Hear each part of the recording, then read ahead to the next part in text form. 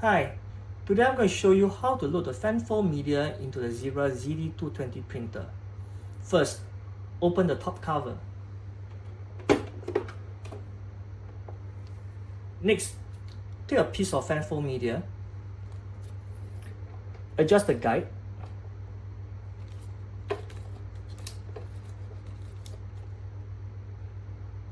let the Fanfold media fit the guide, and then close catch here.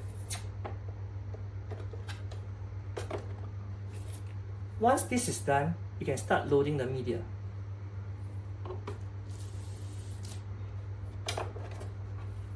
You can see there's a slot behind the printer here.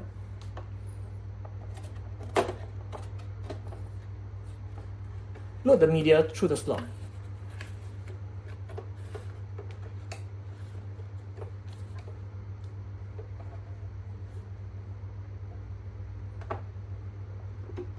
Close the top cover. Now, press the fit button.